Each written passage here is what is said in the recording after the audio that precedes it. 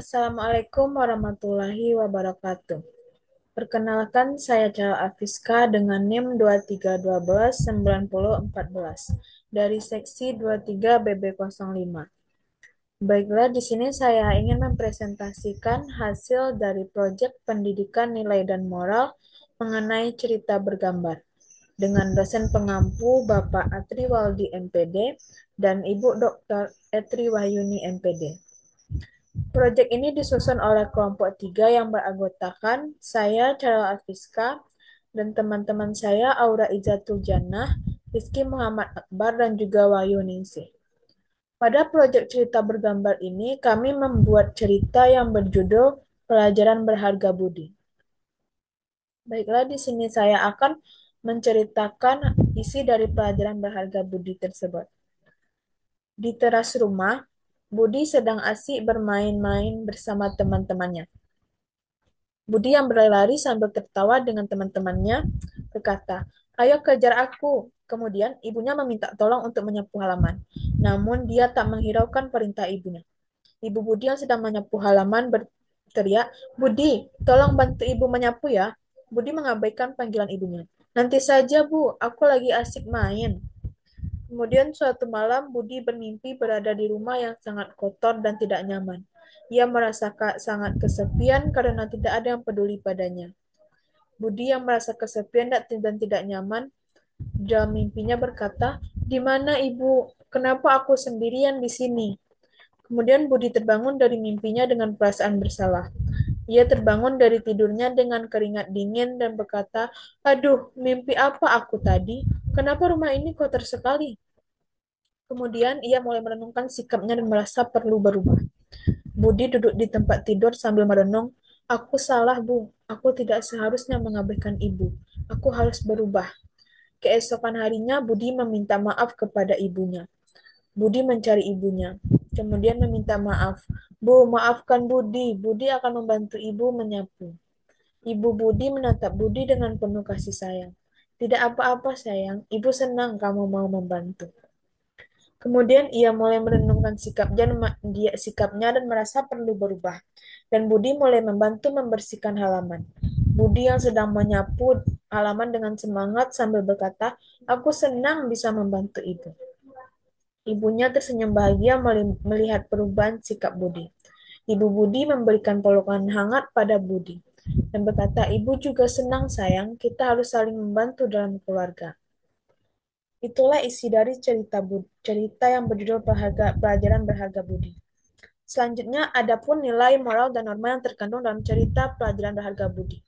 Yang pertama yaitu nilai yang terkandung dalam cerita tersebut ada nilai tanggung jawab, kerjasama, dan kasih sayang. Tanggung jawab cerita ini menekankan pentingnya tanggung jawab dan keluarga. Budi awalnya tidak merasa bertanggung jawab untuk membantu ibunya, tetapi setelah bermimpi buruk, ia menyadari bahwa membantu orang tua adalah kewajibannya. Nilai tanggung jawab ini diajarkan kepada anak-anak agar mereka memahami bahwa mereka memiliki peran penting dalam keluarga dan harus membantu orang tua mereka. Kemudian ada nilai kerjasama. Cerita ini menunjukkan pentingnya bekerja sama dalam keluarga.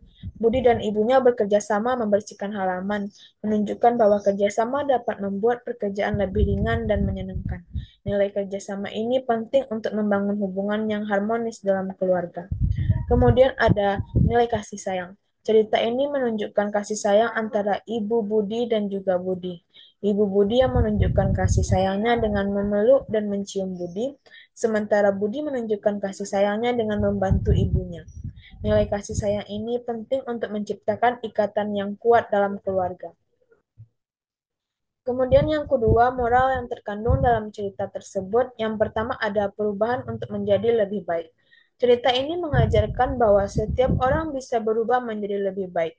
Budi yang awalnya bersikap egois dan tidak peduli, tetapi ia belajar dari mimpinya dan berusaha untuk berubah menjadi lebih baik.